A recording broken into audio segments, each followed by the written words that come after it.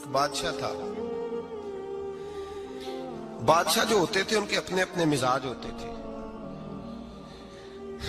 اس بادشاہ نے 4 5 6 کتے رکھے ہوئے تھے اور کتے بڑے بڑے کتے تھے اور بڑے وہ خونخوار کتے تھے, چیر پھاڑ کھا جاتے تھے, شیر جتنے ان کے قد تھے.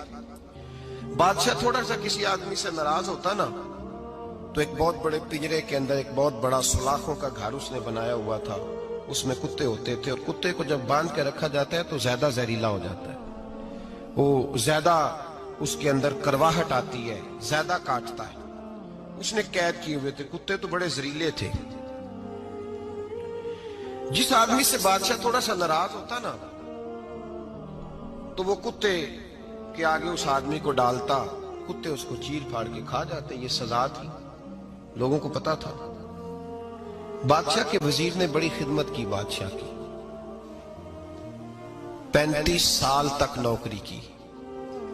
لیکن ہر سورج نے غروب تو ہونا ہی ہوتا ہے نا, ہر چاند نے ڈھلنا بھی ہوتا ہے. اب بوڑھا ہونے لگا, وہ جو مضبوط حافظہ تھا وہ کمزور ہونے لگا, ہلکی ہلکی غلطی. بادشاہ مزاج کا بادشاہ تھا, نہیں سمجھ میں آیا تو میں نے کہا کہ لوگ کہتے ہیں ہمیں کام پیارا ہے, چم نہیں. تو رشتہ وفا کا تھا ہی نہیں. وزیر سمجھنے لگا کہ اب نہ میں بھی غلطیاں کرنے لگا ہوں تو ایسا نہ ہو کسی دن میں بھی ان کتوں کا شکار ہو جاؤں. اس نے بادشاہ سے کہا کہ بادشاہ مجھے آہستہ آہستہ معذرت کرنے لگا, قدم ہٹانے لگا کہ مجھے چھٹی دے دی جائے, اب میں بوڑھا ہو گیا ہوں. لیکن اس نے کہا نہیں نہیں, جب تک میری طبیعت نہیں مانتی تم نہیں جا سکتے. مطلق العنان لوگ تھے. وزیر خاموش ہو گیا, پریشان رہنے لگا, غلطی ہو گئی ہے تو پھینک دے گا. ایک تجویز اس کے ذہن میں آئی. وہ جو پنجرے, کتوں کے پنجرے پر محافظ بیٹھا تھا نا, جو ان کو کھانا ڈالتا تھا, روٹی ڈالتا تھا, گوشت دیتا تھا, اس کو ایک دن کہنے لگا یار تیری ڈیوٹی ہے سارا دن کتوں کو کھانا دینے کی, گوشت دینے کی, تو 2 4 دن ڈیوٹی مجھے نہیں دیتا؟ تو لے لے, میں تو پہلے پریشان ہوں, سارا دن ان کی دیکھ بھال کرتا ہوں. اس نے کچھ تھوڑا سا گوشت لیا, پنجرے کے باہر کھڑے ہو کے کتوں کو ڈالا. اگلے دن تھوڑی روٹیاں لے آیا, کتوں کو ڈالی. 2 4 دن, ہفتہ, مہینہ, سال بھر, جتنا اس کو موقع ملا وہ دن بھر خدمت کرتا. بس وقت ایک دن آ گیا, بادشاہ کو کوئی بات اچھی نہ لگی. اس نے کہا اس بڈھے کو اٹھاؤ اور ڈالو کتوں کے پنجرے میں. ساری زندگی یہاں رہا, اسے ابھی تک نہیں پتا چلا میرے مزاج کا. جب اٹھا کے پنجرے میں ڈالا نا تو بجائے اس کے کہ کتے اسے کاٹ کھاتے, وہ اس کے پیر چومنے لگے. وہ پیر چومنے لگے, ہاتھ چومنے لگے, چاٹنے لگے. تو بادشاہ اب سامنے کھڑا تھا نظارہ دیکھنے کو کہ چیر پھاڑ کرتے تو خوش ہوا کرتا تھا, خونخوار درندے جیسی اس کی طبیعت ہو گئی. جب دیکھا پیار کر رہے ہیں تو بادشاہ وزیر سے کہنے لگا یہ کیا ہے؟ تو وزیر رو پڑا, کہنے لگا تو سیاستدان تھا تو میں بھی سیاستدان تھا, ساری زندگی سیاست کی لیکن دنیا داروں کے ساتھ رہا, تو انجام یہ ہوا کہ مجھے اس پنجرے میں ڈال دیا گیا. دیکھ تو بہت بڑا سیانہ تھا اور میں بھی سمجھدار تھا, وزیر رہا, لیکن ہمارا روح کا رشتہ نہ بن سکا. ارے ہم سے تو یہ کتے ہی اچھے نکلے. تیری 40 35 سال خدمت کی تو تو نے کتوں کے آگے ڈال دیا. انہیں تو چند مہینے روٹی ڈالی ہے, میرے وفادار ہو گئے. چند مہینے روٹی, جنہ تنا وچ عشق نہ رچیا کتے او نہ تھی چنگے. جنہ تنا وچ عشق نہ رچیا کتے او نہ تھی چنگے. مالک دے کر راکھی کر دے سابر بھکھے ننگے. اور بابا بلے شاہ صاحب فرماتے ہیں تو راتی جاگے تے شیخ صدا میں, راتی جاگ دے کتے تے تیتھوں اتے مالک دا در مول نہ چھڑ دے. پاویں مارو 100 جتے تے تیتھوں اتے رکھا سکھا کھا. دنے جار رکھاں وچ ستے تیتھوں اتے ایک برکی دا قدر پچھانن. پاویں مالک ہون ستے, ایک برکی دا اوپر کھڑے ہو کے کام نہیں کرانا پڑتا کہ میں کھڑا رہوں گا تو کام صحیح ہوگا, جاؤں گا تو نہ. ایک برکی دا قدر پچھانن پاویں مالک ہون ستے. پھر اپنے آپ کو مخاطب کیا, کہنے لگے اٹھ بلیا, چل یار منا لے نہیں تے بازی لے گئے. मुल्ला रूमी कहते हैं कि चिड़िया और चिड़ा मुज़क्कर मुअन्नस दोनों इकट्ठे बैठे थे। तो एक बंदा आ गया सूफी, मेरी तरह पगड़ी शकड़ी बांधी हुई, जुब्बे कुब्बे में लगा हुआ। ये जितने फितने आज आपको नजर आ रहे हैं ना, ये जुब्बों के पीछे निकलते हैं सारे। आवाम बेचारी को तो पता ही नहीं था कि यहाँ भी उलझना है। इन्होंने पकड़ के चक्कर चला दिए। कभी कोई कहानी सुनाते हैं तो कभी कोई कहानी सुनाते हैं, कभी नहीं। और मैं शिकवा करने लगा हूँ, मुझे कर लेने दो। क्या तुमने कभी मईशत पर भी तकरीर की है? हुजूर ने मईशत नहीं दी? क्या तुमने कभी कौम को मुआशरत भी सिखाई है? ये भी तुमने बताया है कि जीना मरना कैसे है? वहाँ उलझाते हो जहाँ नौजवान कहते हैं कि यार तय कुछ नहीं हुआ आपके दरमियान अभी तक। जो कहानी सुना रहा था वो भी बड़े जज्बात में था, रो रहा था। जो रद्द कर रहा था वो भी जज्बात में था, रो रहा था। तो हम किधर जाएं? आपने कौम को किस दोराहे पे खड़ा कर दिया? शिकवा करने लगा हूँ। वो चिड़ा और चिड़ी दोनों बैठे थे। एक बंदा सूफी साफी आ गया, बड़ा जनाब, जुब्बा कुब्बा, बड़ी बात। तो चिड़िया चिड़े से कहने लगी उड़ जाएं, ये शिकारी ना हो। तो चिड़ा कहने लगा नहीं, शिकारियों का लिबास और होता है, ये तो दरवेशों का लिबास है, रहने दो, बैठे रहते हैं। उसने बड़ा समझाया चिड़िया ने, पर चिड़िया की बात मानता भी कोई नहीं ना।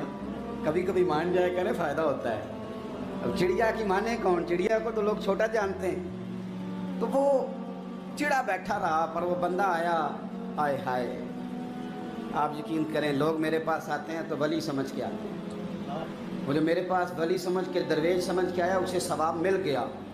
लेकिन अगर मैंने धोखा किया तो क़यामत में मेरी सज़ा बढ़ जाएगी। मुझसे मेरा रब पूछ लेगा वो तो ठीक था, वो तो तेरी पगड़ी दाढ़ी देख के आया था, तू अपनी बात बता, तेरे अंदर क्या था? तो वो करीब आया ना, वो सूफी दरवेश, इल्ला माशाअल्लाह, उसने ना गुलेल पीछे छुपाई हुई थी। उसने गुलेल निकाली और मारी और चिड़ा मर गया। चिड़िया बड़ी परेशान हुई। उसने जाके बादशाह को शिकायत की, जंगल के बादशाह को, शेर को। शेर ने कहा तू फिक्र न कर, बंदा पकड़ लेते हैं। बंदा पकड़ लिया, गिरफ्तार कर लिया, सामने आ गया। तो चिड़िया कहने लगी, शेर कहने लगा चिड़िया से कि अपना पकड़ तो हमने लिया है, सज़ा हमने नहीं देनी। अगर ये बात आपकी समझ में आ गई ना, मसला सिर्फ लीडरों का नहीं, कारकुन भी बड़े ख़तरनाक हैं। नाराज़ हो गए हो? मसला मुरीदों का नहीं, ये पीरों का नहीं, सिर्फ ये मुरीद भी नहीं कहीं हिलने देते। ये भी नई से नई कहानी रोज़ बना के लाते हैं और आके सुनाते हैं। सुनो, वो चिड़िया से कहने लगे, बादशाह सलामत, शेर साहब कहने लगे कि सज़ा तेरी मर्जी की देनी है, तू बता क्या सज़ा दे। तो चिड़िया रो पड़ी, कहने लगी बादशाह इसे सज़ा कोई नहीं देनी, एक बस हुक्म देना है। उसे कहा वो क्या? तो वो कहने लगी इसे हुक्म करें, अगर इसने शिकार करना है तो लिबास भी शिकारियों वाला पहने। इसने लिबास सूफियों वाला पहनना है और अंदर से शिकारी है। बस इसे हुक्म करते हैं कि इसने शिकार करना है तो लिबास भी। अल्लाह करे आपकी समझ में बात आए। और सियासतदान, तूने लिबास पहन लिया है, खिदमतकार है तू शिकारी। ओ ब्यूरोक्रेट, ओ ताजर, तूने लिबास पहन लिया है, खिदमतकार, तू शिकारी है।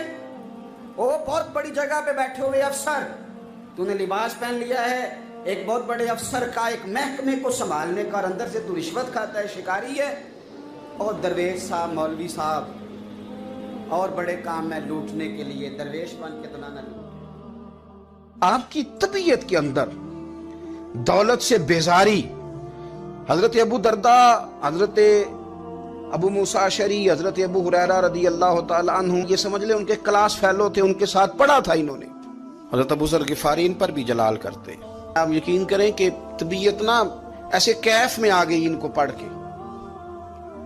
इनको पढ़ा जब कुछ दिनों से, तो कुछ अनोखा, ये अनोखी वजह है, सारे जमाने से निराले हैं ये बंदे। कौन सी बस्ती के यार अब रहने वाले हैं, ये किस तरह के लोग हैं, क्या सोच है। हजरत अबू दरदा रदी अल्लाह तआला अन्हु के घर के करीब से गुजरे तो हजरत अबू दरदा मकान बना रहे थे। क्या जुमला कहा, तड़प गई रूह। फरमाने लगे अबू दरदा, तुझसे मुझे ये उम्मीद नहीं थी यार, فرمایا کیا ہوا؟ فرمانے لگے اب تیرا مکان بنانے کے لیے بھی اللہ کے بندوں کی پشتوں پر اینٹیں رکھی جائیں گی. تیرا مکان بنانے کے لیے رب کے بندوں کی پشتوں پر اینٹیں تیرے لیے. حضرت ابو دردہ نے گردن جھکا لی. فرمایا یار جہاں تو ہے نا تو بالکل ہی ٹھیک کہتا ہے. کیوں؟ میرے نبی پاک صلی اللہ علیہ وسلم نے فرمایا اس زمین کے اوپر اور آسمان کے نیچے ابو ذر غفاری سے سچا بندہ کوئی نہیں, ان سے زیادہ سچا کوئی نہیں. فرمایا تو ٹھیک کہتا ہے یار, صحیح کہتا ہے. حضرت ابو موسیٰ اشعری رضی اللہ تعالیٰ عنہ کو گورنر بنا دیا گیا عراق کا. اب حضرت ابو موسیٰ اشعری صحابہ میں ایک بڑے جلیل القدر صحابی ہیں, اور ان کی عظمتیں, رفتیں, بلندیاں کیا کہنا, بڑی گہری دوستی تھی. لیکن جب وہ گورنر بن گئے نا تو آپ نے فرمایا بس بھئی اب تو نے عہدہ لے لیا ہے, یہ بندے کو ٹھیک نہیں رہنے دیتی چیزیں, اب تو عہدے میں چلا گیا. بڑی مدت کے بعد ملاقات ہوئی حضرت ابو موسیٰ اشعری کے ساتھ. وہ دوڑ کے آئے حضرت ابو ذر غفاری کے گلے ملنے, میرا بھائی میرا بھائی. فرمایا پیچھے ہٹ جا, میں نہیں تیرا بھائی, تو گورنر ہے, میں غریب آدمی ہوں, اپنا کام کر. پھر دوڑ کے آئے. فرمایا ابو ذر تو میرا بھائی ہے یار, اکٹھے پڑھتے تھے حضور. فرمایا نہیں جا, تو نہیں میرا. پھر آئے. جانتے تھے نا یہ سچا بندہ ہے, یہ سچا بندہ ہے, یہ تقریروں والا نہیں, صرف وعظوں والا نہیں, اس کے اندر بھی بڑی سچائی ہے. قریب آئے, آ کے کہا یار تو میرا بھائی ہے, میرے سینے لاگ. فرمانے لگے تو تیسری بار آیا ہے, مومن ہے, میں منہ نہیں موڑ سکتا, پر پہلے مجھے بتا گورنر بننے کے بعد تو نے مکان کتنے بنائے, باغ کتنے لگائے, چکیاں کتنی لگائیں, کتنے تو نے چیزیں بنائی ہیں, پہلے بتا. تو حضرت ابو موسیٰ اشعری نے ان کا ہاتھ پکڑا, رونے لگے. کہنے لگے جس محبوب سے تو نے تربیت لی ہے میں بھی انہی کا نوکر ہوں, جن کپڑوں میں میں عراق گیا تھا میرے ہاتھ بھی وہی ہیں. یار کیا بات کرتا ہے تو, میرے وہی ہیں. مجھے بتا اگر یہ عہدے خدمت کے ہم نہیں لیں گے تو پھر کیا ظالموں کو دیں گے, غیروں کو دیں گے؟ نہ کر, کچھ نہیں بنایا. حضرت سیدنا ابو موسیٰ اشعری رضی اللہ تعالیٰ عنہ روئے, اور جب کہا نا کوئی شے نہیں میرے پاس, تو فرمایا اچھا چل آ جا, پھر سینے لگ جا, تو واقعی میرا بھائی ہے. پھر حضرت ابو ذر غفاری نے محبت فرمائی. وہ درویشی, وہ فقیری, وہ سادگی, وہ نورانیت, وہ دل کے ساتھ اندر. ہمارے تو بہت سارے لوگ ہیں جو کہتے ہو کہاں لے جانا ہے مال, کیا ضرورت ہے مال کی, ہر وقت مال کی مخالفت کرتے ہیں, لیکن دل ان کا کہتا ہے کہ آئے صحیح, کسی طریقے سے پہنچے صحیح. حضور نے فرمایا بعض لوگوں کی زبانیں شہد سے زیادہ میٹھی, دل بھیڑیے سے زیادہ خطرناک. اوپر سے کہہ کچھ رہے ہیں, اندر حالات کچھ